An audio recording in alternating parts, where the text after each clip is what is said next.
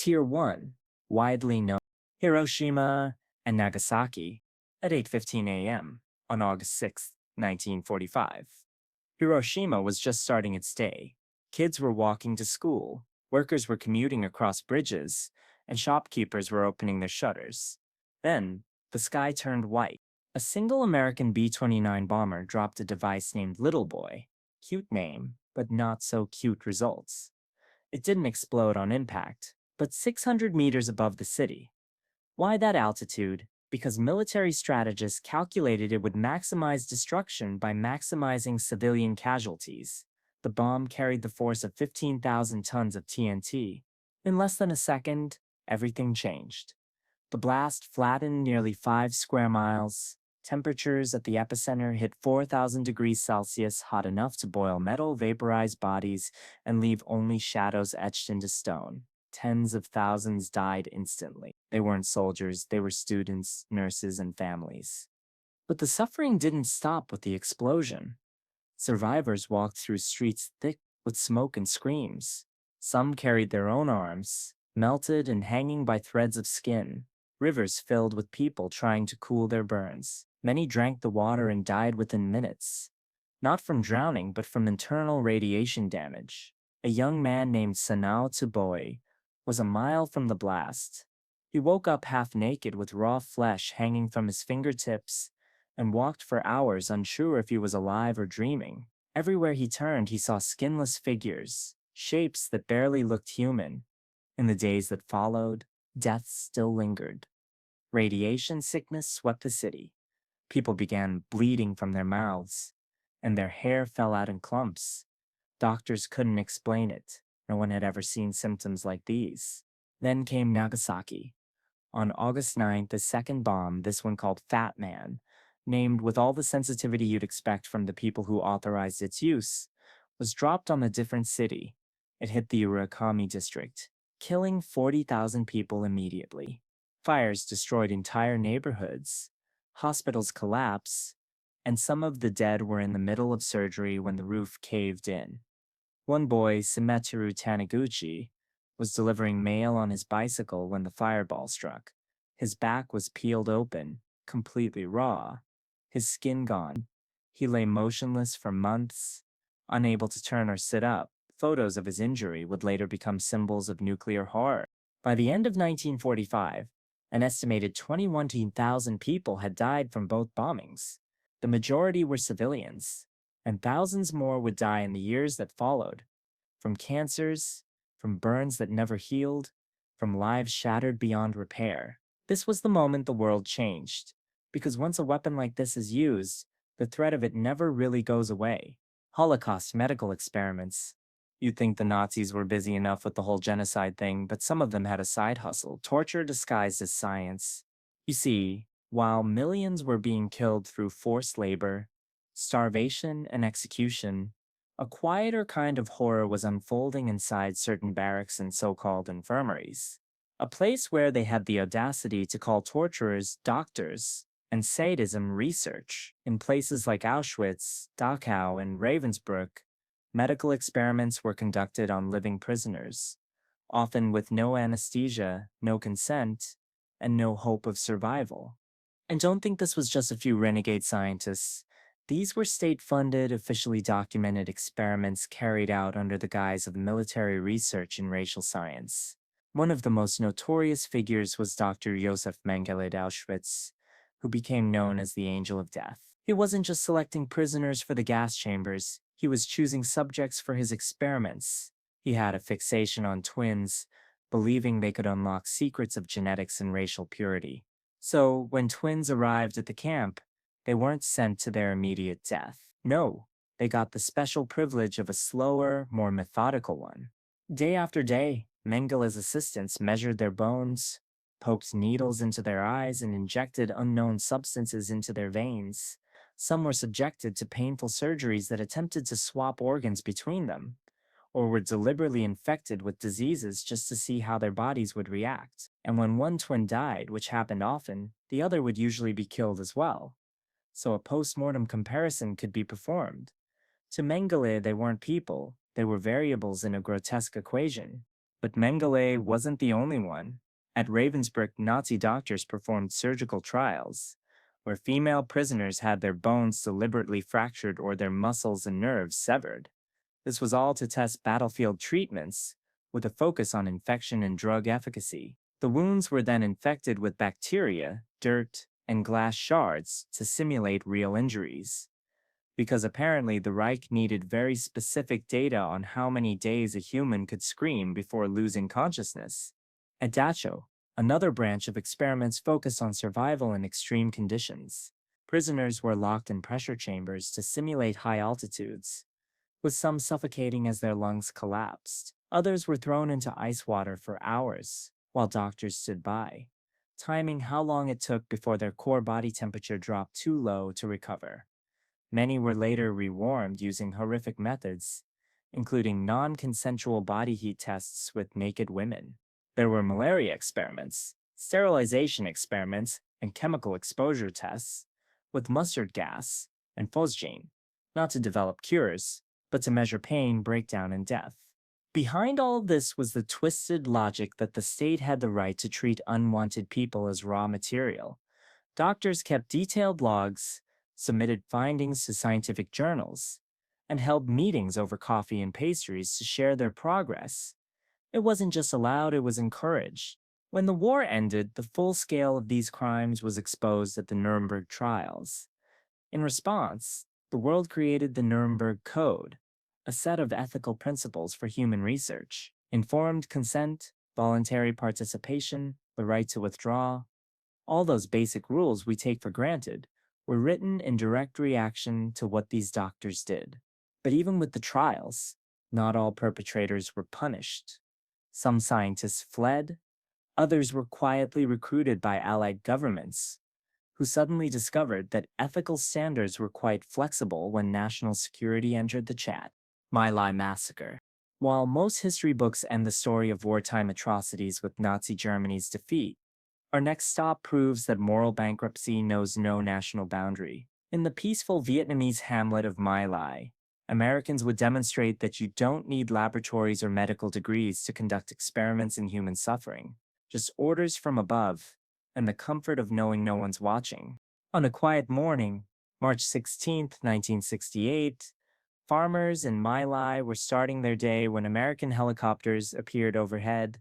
Charlie Company, a unit of young American soldiers, had been told this was a Viet Cong stronghold. It wasn't. What happened next was something the US military tried desperately to hide. Over the next 4 hours, American troops murdered over 500 Vietnamese civilians, almost all of them women, children, and the elderly, and not a single shot had been fired at them. Soldiers dragged families from their homes. Mothers clutched babies as soldiers who'd sworn to defend freedom and democracy opened fire at point-blank range. Children watched their parents executed, then were executed themselves. In one ditch alone, soldiers forced over 100 villagers, grandparents, mothers with infants, young kids, to sit down and then systematically machine-gun them all. When they saw movement among the bodies, they fired again. Efficiency was important for the day's body count takers after all. Other soldiers committed unspeakable violations against girls as young as 12 before killing them. Acts so heinous they don't need explicit naming to understand the depths of depravity reached that day. Lieutenant William Calley personally shot a toddler who was trying to run away. He'd later be the only person convicted for what happened at My Lai, serving just 3.5 years under house arrest, because apparently orchestrating the murder of hundreds merits the same punishment as tax evasion. Thankfully, a helicopter pilot, Hugh Thompson, and his crew spotted the massacre from above and landed their helicopter between the troops and fleeing civilians. Thompson radioed, "If these bastards open up on these people, you open up on them." He saved maybe a dozen lives. The youngest victim at My Lai was just 1 year old. The oldest was 82. For the survivors, the memories never faded. One witness said, "I won't forgive as long as I live. Think of the babies being killed. Then ask me why I hate them." Nanjing Massacre.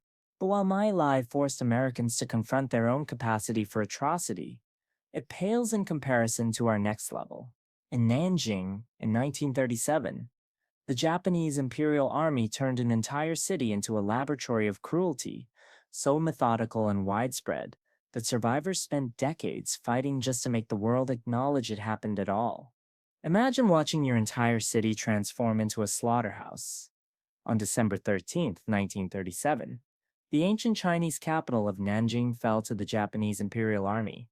For the next 6 weeks, the invaders turned the city into hell on earth. 300,000 Chinese civilians were murdered.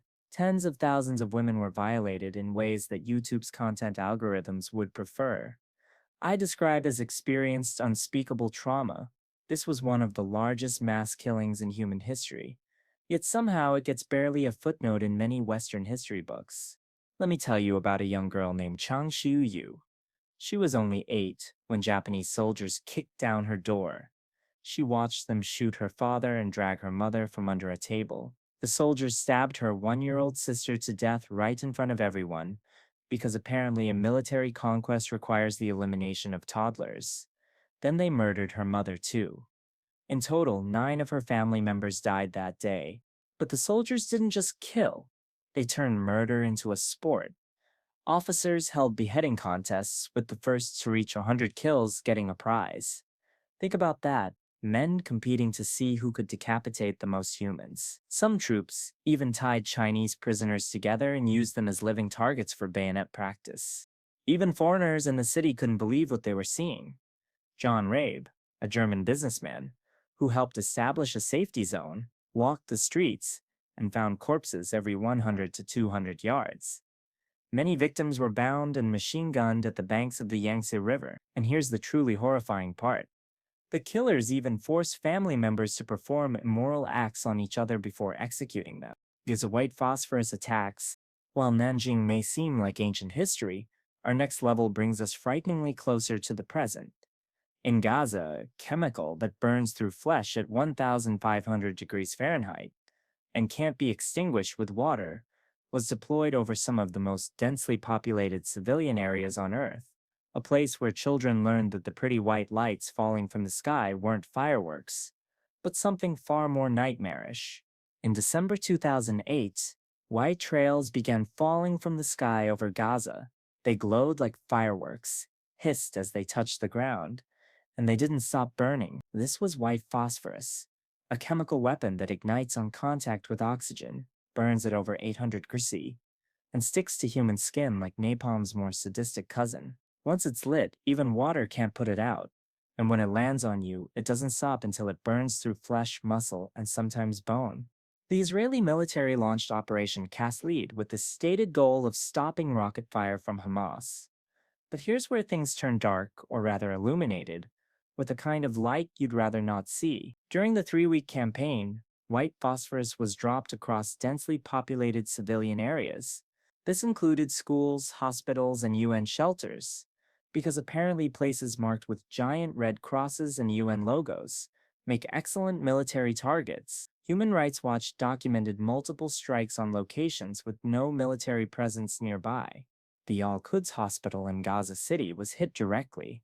Staff ran out with patients on gurneys, while flames licked the rooftops.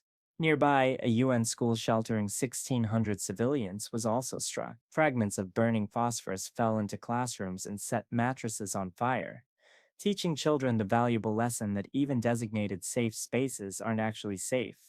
One survivor, 16-year-old Mahmoud Abu Halima, was burned over 15% of his body. His wounds didn't stop smoldering. Even after surgery, doctors reported phosphorus particles still buried under his skin, reigniting days later. The burns weren't just superficial. They penetrated deep, and some victims who initially seemed stable collapsed hours later as their lungs failed from inhaling the vaporized poison. Israel claimed it used white phosphorus legally as a smokescreen, not a weapon. Funny how these smoke screens kept landing precisely on apartment buildings rather than open areas. That's why international observers, including Amnesty International, later accused the Israeli military of committing war crimes. White phosphorus isn't explicitly banned, but its use near civilians violates the laws of war, a technicality that offers little comfort when your child's skin won't stop burning. Tier 2. Widely known Abu Ghraib torture. If Gaza shows us war's physical brutality, our next level reveals its psychological dimensions. At Abu Ghraib prison, American soldiers swapped white phosphorus for digital cameras, proving that sometimes the most damaging weapons aren't the ones that burn through flesh, but the ones that strip away humanity one humiliating snapshot at a time. In late 2003, inside the walls of Abu Ghraib prison in Iraq, a group of US soldiers turned their night shift into something else entirely.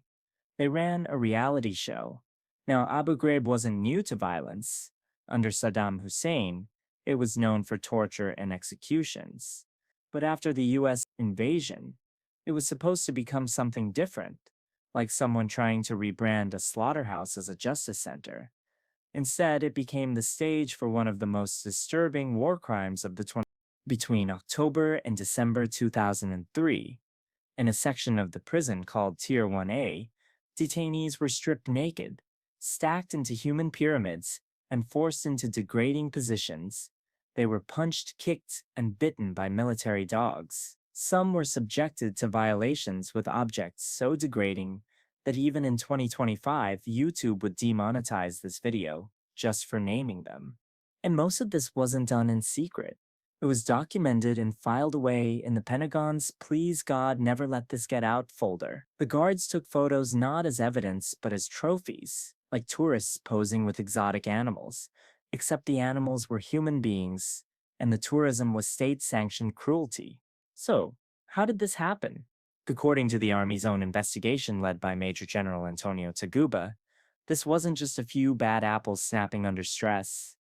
Taguba's report described the abuse as systemic and illegal, and concluded it was not spontaneous. And here's why it's worse than most people realize.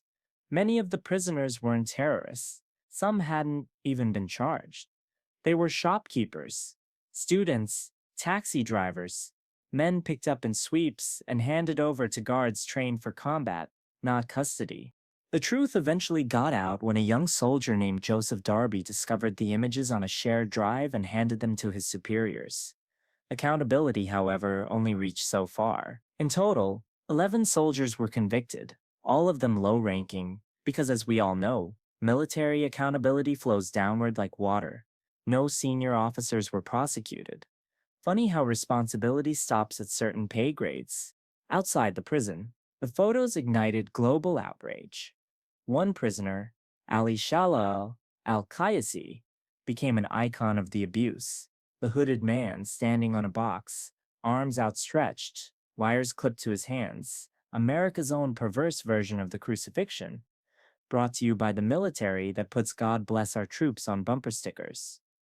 The abuse didn't just harm victims, it fueled the very violence the US was trying to suppress, as insurgent groups used the photos as remarkably effective recruitment propaganda. Firebombing of Dresden.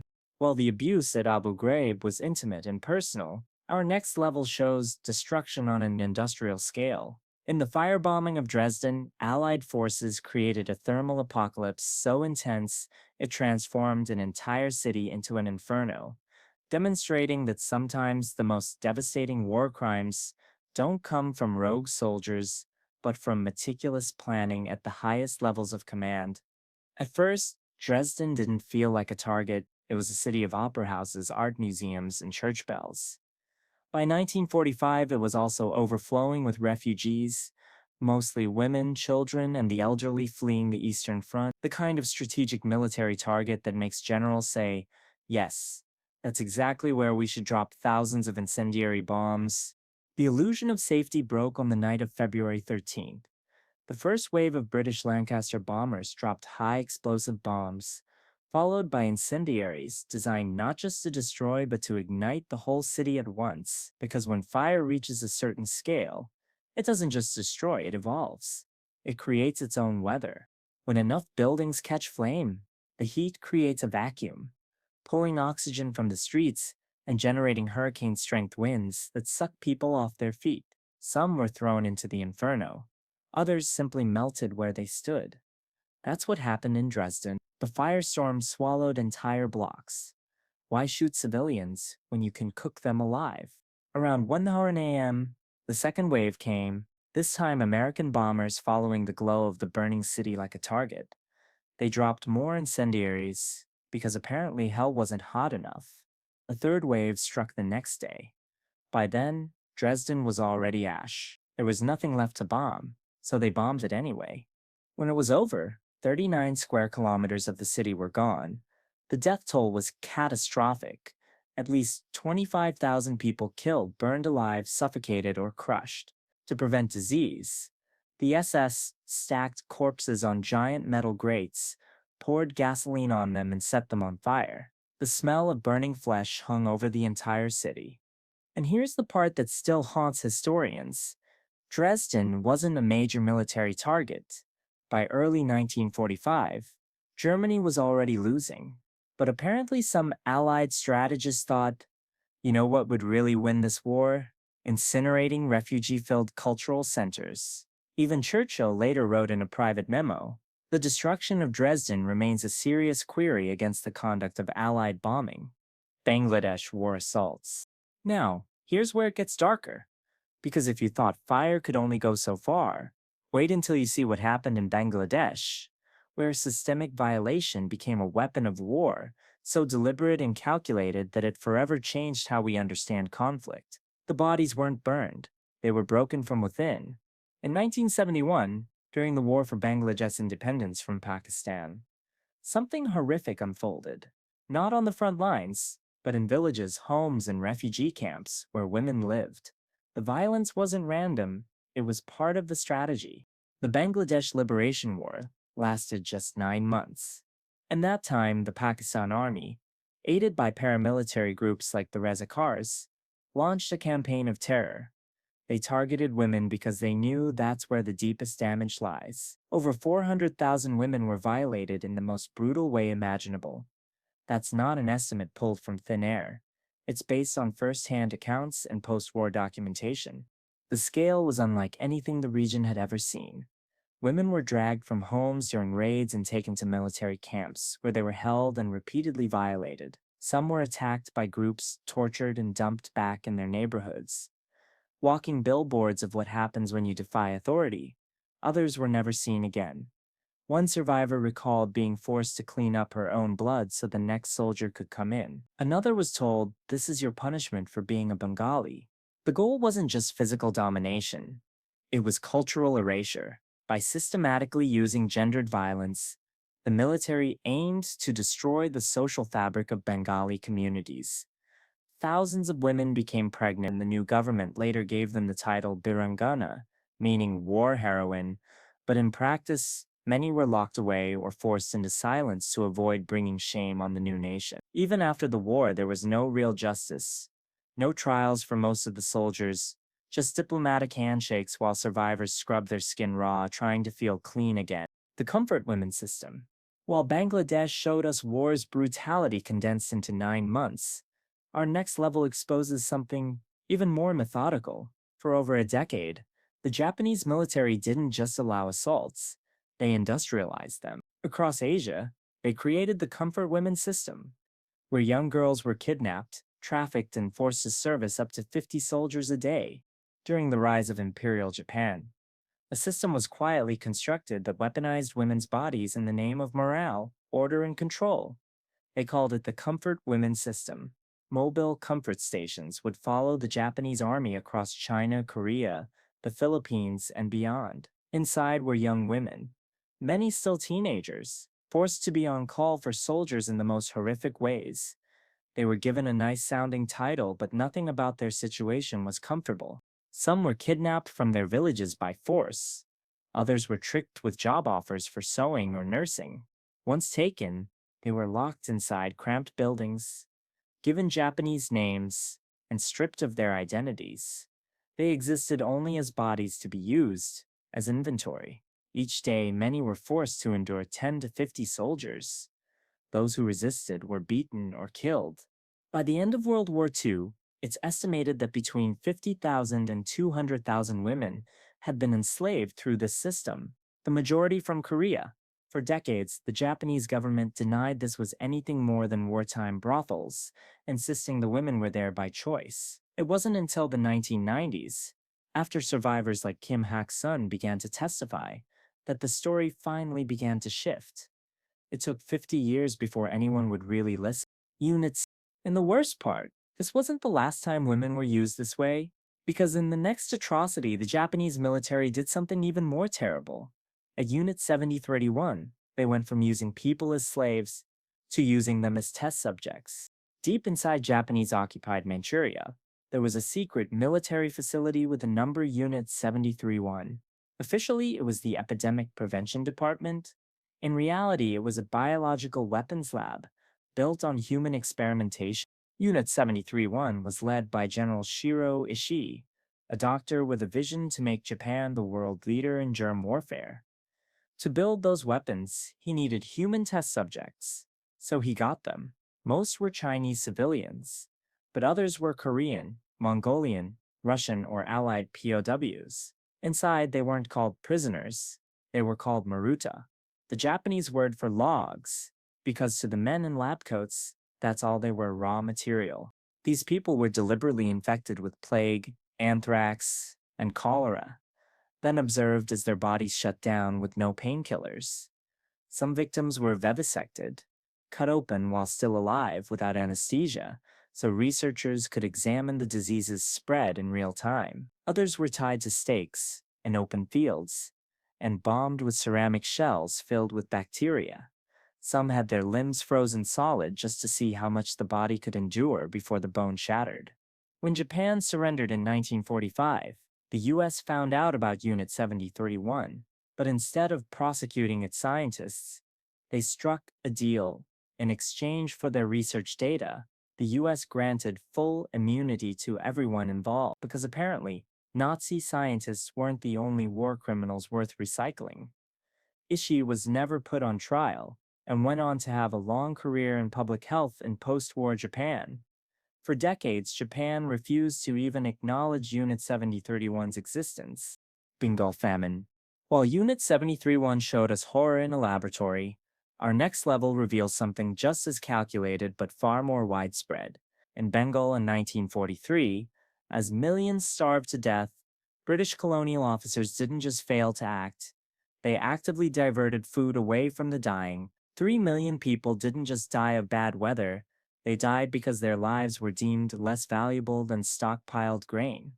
In 1943, as WWW raged, another catastrophe was unfolding in British-ruled India. It wasn't caused by bombs or drought, it was caused by choices, the kind made in London offices by men who would never miss a meal. The Bengal famine killed an estimated 3 million people, not because there wasn't enough food, but because people were denied access to it. Bengal's economy had been repurposed for the war effort. Fields that once grew rice now supplied jute for sandbags. Boats that once carried fish were seized by the military. Then, in 1942, Japan seized Burma, a major rice exporter, to Bengal.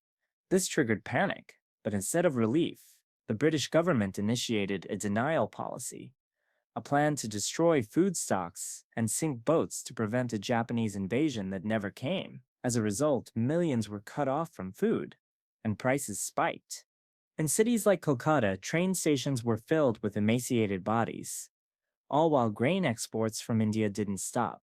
Ships full of wheat and rice were being sent to Britain or left to rot in storage. When Prime Minister Winston Churchill was briefed on the crisis, he reportedly asked why Gandhi hadn't died yet, and later blamed Indians for breeding like rabbits. The same Churchill whose face graces the 5-pound note.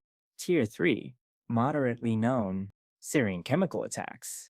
In the early morning of August 21, 2013, the people of Ghouta, a suburb of Damascus, woke up to a nightmare they couldn't see.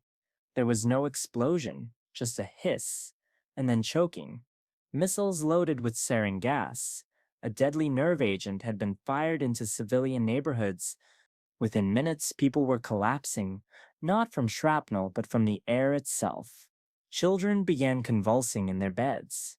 Mothers foamed at the mouth while trying to scream. Entire families died where they slept. Here's what makes sarin different. It's odorless and invisible, and just a few drops are enough to kill you. It paralyzes your muscles, shuts down your breathing, and suffocates you from the inside, and you're fully aware as it happens. Doctors on the ground were overwhelmed. Videos from that morning showed children lined up in rows, not sleeping, but lifeless. Between 280 and 1,700 people died that day, most of them civilians, many of them children. This wasn't the first time, just the first time the world actually looked. Multiple investigations, including by the UN, found that the Assad regime carried out the majority of these attacks, specifically the one in Ghouta. In response, the US and Russia brokered a deal for Syria to surrender its chemical weapons. But the attacks didn't stop. In 2017, another sarin gas attack in Khan Shaykhun killed 92 more civilians. Sarin isn't just a weapon, it's a message, says. We can reach you without a sound, stripping away any sense of safety, even in your own home. Operation Condor. While Syria's attacks show what happens when a government turns on its own people, Operation Condor reveals something even more chilling: what happens when multiple governments coordinate to make dissidents disappear. Across Argentina, Chile, Brazil, Uruguay, Paraguay, and Bolivia, with American intelligence support, thousands of students, professors, and activists didn't just die, they vanished so completely. Their families spent decades searching for ghosts. In the 1970s, a different kind of war was unfolding across South America. It was called Operation Condor. At its core, it was a joint intelligence program involving the right-wing military dictatorships of 6 South American nations. Think of it as Facebook for fascists, a social network where the main activity was sharing information on who to kidnap next. Their goal: eliminate anyone who posed a threat, including leftist activists, labor leaders, intellectuals, teachers, and even their relatives. This wasn't just internal repression. Condor nations collaborated across borders. If you escaped from Argentina to Brazil, Brazil would find you and send you back. Thousands of people disappeared this way. Let's talk about the death flights. Victims were drugged, stripped naked, loaded onto military aircraft, and then tossed out over the Atlantic Ocean. The goal wasn't just execution, it was disappearance. No body to bury meant no martyrs. And yes, the United States knew. Declassified CIA documents show that American intelligence agencies were fully aware and supported several of the dictatorships, seeing Condor as a useful tool against communism, a small price to pay for freedom, as long as it wasn't your freedom being sacrificed. Henry Kissinger, then U.S. Secretary of State, was briefed on Condor and reportedly told Argentina's foreign minister, "There are things that have to be done. You should do them quickly." Child soldiers and trauma conditioning. While Operation Condor targeted adults, our next level shows warfare at its most perverse, kidnapping children as young as 6, drugging them, and transforming them into killing machines. In this world, the victims became perpetrators, forced to murder their own families to ensure they could never go home again. In some wars, children are collateral damage. In others, they are the soldiers. Across parts of Africa, Asia, and South America, entire generations have been raised not with toys, but with assault rifles. The use of child soldiers isn't just about manpower, it's about control, because a child can be broken and reprogrammed. From the Lord's Resistance Army in Uganda to militias in Sierra Leone, the method is hauntingly similar. Children as young as 8 are abducted from villages. They are taken at night, forced to watch their families killed, and then marched into the jungle where the conditioning begins. Some children are made to kill a friend, or even their own parents, as a loyalty test. Others are beaten until the crying stops. They are given drugs to dull their empathy and guns almost as big as their bodies. Their real value lies in their obedience. Once fear is replaced by numbness, they'll do anything they're told. One boy from the Sierra Leonean conflict recalled how killing became like brushing your teeth, something you do without thinking. For many who are saved, reintegration is a slow, painful process. As they suffer from extreme PTSD, addiction, and a fractured sense of identity. Tier 4. NIT, Korean War civilian massacres.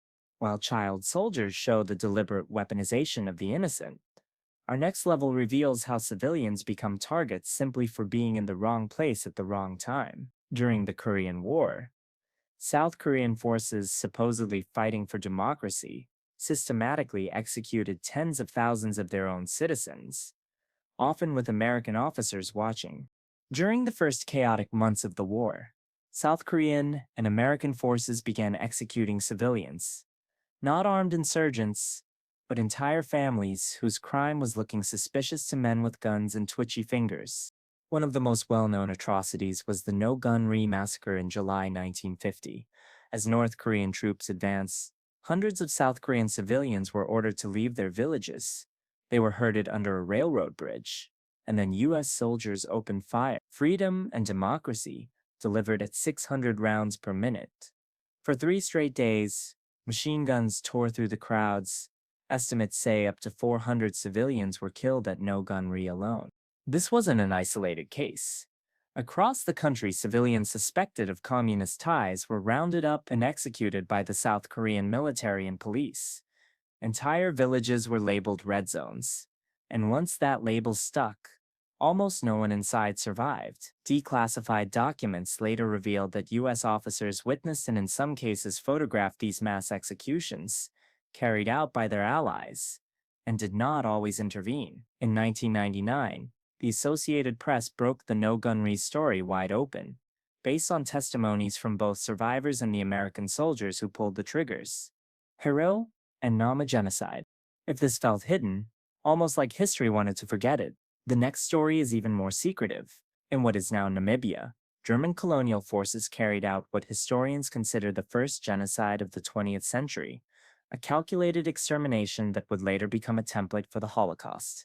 At the start of the 20th century, Germany carved out a colony called German Southwest Africa. For the indigenous Hero and Nama peoples, it became the setting for a genocide. German settlers began seizing land and cattle, and any resistance was treated as criminal. In 1904, the Hero rose up. Germany dispatched General Lothar von Trotha, who immediately issued the extermination order, a directive calling for the killing of every Hero man, woman, and child. The Hero were driven into the Omaheki Desert, where German troops sealed off the wells and poisoned water sources, letting the desert do most of the killing. Survivors were sent to concentration camps, like the one on Shark Island, where they were worked to death, exposed to the elements, and used for forced labor and medical experiments. By the time it was over, around 80% of the Hero population had been wiped out. Roughly 65,000 people, the Nama uprising that followed, suffered a similar fate, with another 10,000 killed. What makes it even more chilling is the legacy. Some of the racial theories tested on African skulls in Namibia would later echo through the medical halls of Nazi Germany. Congo Free State atrocities. While Germany's genocide shocked with its naked brutality, our next level reveals something equally horrific but far more profitable. In the Congo Free State, Belgian King Leopold II turned an entire nation into his personal plantation, where severed hands became currency and quotas were enforced with whips, fire, and mutilation. Not for ideology, but simply to satisfy one man's greed. At the height of European imperialism, one man, not a country, took the Congo King Leopold II of Belgium. He secured the Congo Basin as his own private colony, calling it the Congo Free State, though it was neither free nor a state. It became a vast forced labor camp disguised as a humanitarian mission. Leopold's real interest was rubber. Villagers were ordered to collect rubber from wild vines, with a gun barrel as the negotiator. If they didn't bring back enough, they paid the price. Amputation. This was enforced by a colonial army called the Force Publique. To prove bullets weren't wasted, soldiers were required to bring back the right hand of every person they killed. And so, hands became a currency. If a man ran away, his wife might lose her hand. If a village resisted, children were mutilated. Sometimes, to meet the hand quota, soldiers just cut off the limbs of living people. It's estimated that 10 million people died under Leopold's rule from murder, forced labor, disease, and exhaustion. Meanwhile, Leopold never set foot in the Congo. He ruled from afar, collecting enormous wealth and justifying it all with speeches about progress. Eventually, international outrage forced the Belgian government to take control in 1908, but the system barely changed. Leopold died rich, unloved, and unpunished. Indonesia's anti-communist purge. The next level reveals something even more chilling. Neighbor turning against neighbor. In Indonesia's anti-communist purge of 1965-66, the military unleashed ordinary citizens to hunt down communists in their communities. Teachers, union members, and Chinese minorities were killed by machete and club, often by people they knew, while Western powers nodded approvingly from a distance. It started with a coup, then a flood of blood that washed through Indonesia so fast and so quietly that much of the world chose not to notice. On the night of September 13, 1965, a group of army officers abducted and murdered 6 senior generals. The military, under General Suharto, blamed the Indonesian Communist Party (PKI) and launched a nationwide purge. What followed was a campaign of mass killings, so vast that entire communities were wiped from maps. The killing was done not with firing squads, but with machetes, clubs, and neighbors turning on each other.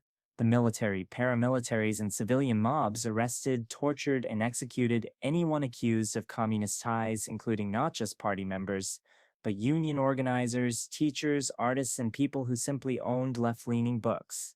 Bodies turned up in rivers by the truckload. By the end of it, somewhere between 500,000 and 1 million people were dead, a conservative estimate. Suharto rose from the chaos, and with support from the US and Britain, took full control, ruling for the next 31 years. Classified documents later revealed that the US Embassy provided lists of suspected PKI members to the Indonesian army, knowing they would likely be executed. For decades, the purge was taught in Indonesian schools as a national salvation, not a crime. Tier 5. Projects. In March 1954, the United States detonated a thermonuclear bomb on Bikini Atoll in the Marshall Islands. It was called Castle Bravo, and it was the largest nuclear test ever conducted by the US, far bigger than expected. A small calculation error when playing with apocalyptic weapons. The explosion sent radioactive fallout drifting far beyond the safe zone and onto inhabited islands that had no warning. On the island of Rongelap, white ash began to rain down.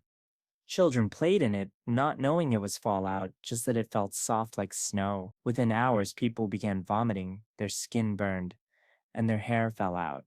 Help didn't arrive for days, apparently because the scientists needed time to prepare their notebooks. When US officials finally showed up, they didn't just treat the exposed populations, they studied them. That's where Project 4.1 begins, a medical study on the effects of radiation on human beings. Evidence suggests the project may have been planned, meaning researchers were expecting contamination or at least saw it as an opportunity. The exposed Marshallese were not told they were being studied. They were examined, photographed, and monitored without informed consent. In the years that followed, children developed thyroid cancers, and women suffered miscarriages and severe birth defects, all while the doctors continued taking notes. In 1957, the islanders were told it was safe to return to Rongelap, even though radiation levels remained dangerously high. Apparently, round 2 of the experiment needed fresh data points. Operation Sea Spray. And now we move from the Pacific to the streets of San Francisco, where biological agents weren't dropped by accident but sprayed deliberately right into the lungs of American citizens. In September 1950, residents of San Francisco noticed a strange, thick fog roll in. What no one knew was that the US military had deliberately released a cloud of bacteria over the city. It was a secret test called Operation Sea Spray, one of dozens of Cold War experiments meant to simulate a biological attack and measure how many people could be reached by invisible weapons without anyone realizing it. From a Navy ship, technicians sprayed Serratia marcescens, a bacteria thought to be harmless, but it wasn't. At Stanford Hospital, a string of rare infections appeared. One patient, Edward Nevin, died after the bacteria entered his bloodstream and reached his heart. Doctors were baffled. They didn't know the bacteria had just been sprayed over the entire city by the same government that funded their research grants. Operation Sea Spray wasn't an isolated incident. For over 20 years, the US military ran open air biological tests in places like New York and Washington, D.C., dispersing bacteria into schools, subways, and neighborhoods without warning. No permissions, no disclosures, no apologies, only data. CIA MK Ultra program? If state sponsored mind control sounds like just a Western experiment, just you wait. In the early years of the Cold War, the CIA became obsessed with the question: could a person's mind be broken, emptied, and rebuilt? But make it patriotic. They were willing to try. That's where MK Ultra begins. This top secret CIA project ran for 2 decades, exploring mind control, psychological manipulation, and chemical interrogation. The agency called it behavioral modification, victims called it something else entirely. It was launched in 1953 under CIA Director Alan Dulles, fueled by fears that the Soviets and Chinese had already mastered brainwashing. So naturally, the only solution was to build their own brainwasher. They turned to LSD. The CIA believed psychedelics could shatter the subconscious. They tested it on soldiers, prisoners, students, and even CIA employees, often without telling them. In one case, a government scientist named Frank Olson had a severe mental breakdown after unknowingly being given LSD by his colleagues. Days later, he fell or was pushed from a New York hotel window. The CIA called it suicide, but a later autopsy found injuries suggesting he was unconscious when he fell. But LSD was just the beginning. MK Ultra also experimented with hypnosis, sleep deprivation, electroshock therapy, and extreme isolation. At the Allen Memorial Institute in Montreal, psychiatrist Dr. Ewan Cameron subjected patients to what he called depatterning, which involved drug-induced comas, electric shocks, and speaker pillow brainwashing. Most of his patients never recovered, some forgot their own names, and none of them knew they were part of a CIA. When the program was exposed in 1975, nearly all of the MK Ultra records had already been destroyed by order of CIA Director Richard Helms. Soviet psychiatric torture. In the Soviet Union, opposing the government didn't make you a criminal, it made you clinically insane. From the 1960s to the 1980s, the Soviet government developed a chilling method of silencing critics, not with bullets, but with a doctor's note. If you challenge the state, you risk being labeled not an enemy but insane. The official diagnosis was sluggish schizophrenia, a term invented by Soviet psychiatrists to describe a mental illness with little to no visible symptoms. In a nutshell, you look fine, but your brain doesn't love the motherland enough. Say the wrong thing, read the wrong book, and suddenly you were unwell. Once inside a psychiatric hospital, or Pasakushka, dissidents were stripped of their legal rights and subjected to treatment. This included injections with powerful antipsychotics that caused intense muscle spasms and feelings of infernal torment, insulin comas, and forced electroshock therapy. The goal wasn't to heal, it was to break them, to convince the dissident that their beliefs were the problem, not the system. Even if you got out, the label stayed with you, meaning no employment, no travel, and no credibility. Tier 6. Extremely obscure or speculative. Operation Gladio. After World War II, before the dust had even settled, the United States and its allies were already preparing for the next catastrophe. They figured if the Red Army rolled into Western Europe, underground resistance fighters would pop up like sleeper agents from a Cold War fever dream. This wasn't a movie plot. It was Operation Gladio, the most infamous of the stay-behind armies. Gladio was based in Italy, but NATO ran parallel programs across Western Europe. The CIA bankrolled it, MI6 helped coordinate, and the recruits were ex-soldiers and right-wing nationalists who loved order and weren't too picky about how it was enforced. Weapons were stashed in secret bunkers across the countryside. On paper, the purpose was defensive. But over time, whispers started circulating about staged bombings and false flags designed to scapegoat leftists and drive the public to demand stronger policing. One of the deadliest examples came in 1980, when a bomb tore through Bologna's central train station, killing 85 people. Deeper investigation pointed toward far-right extremists with deep state and Gladio connections. Italian Prime Minister Giulio Andreotti eventually admitted Gladio was real but swore it never crossed into domestic terrorism. A convenient claim, since the line was buried under decades of redacted files and exploding train stations. Even today, the full scale of Operation Gladio remains buried, a secret insurance policy that sometimes involved blowing up your own citizens to keep your ideology in power. Bioweapons program with global extinction potential. What if the next weapon isn't a bomb or a bullet? What if it's microscopic, synthetic, and smart enough to wipe out not just a movement but a species? While most people associate OMDs with nukes, the most terrifying tools of war might not explode. They might infect. During the Cold War, microbiology got faster and genetics got sharper. The US had its own bioweapons program until it was shut down in 1969. The Soviet Union, meanwhile, supercharged theirs. After signing the 1972 Biological Weapons Convention, they secretly built Biopreparate, a massive network of labs that developed genetically enhanced versions of smallpox, plague, and Marburg virus, modified to be more deadly and resistant to vaccines. One defector, Ken Alibek, revealed the Soviets had created weaponized anthrax strains so powerful a single gram could kill thousands. He also described plans for hybrid viruses combining the transmissibility of the flu with the kill rate of Ebola. In the 21st century, technologies like CRISPR have lowered the barrier for creating deadly pathogens. What once required national budgets can now be done with equipment found in a university lab. That's what terrifies biosecurity experts. The idea that a rogue nation, a radical group, or a very smart, very angry guy in a basement could cook up a pathogen that starts quiet, then eats the world.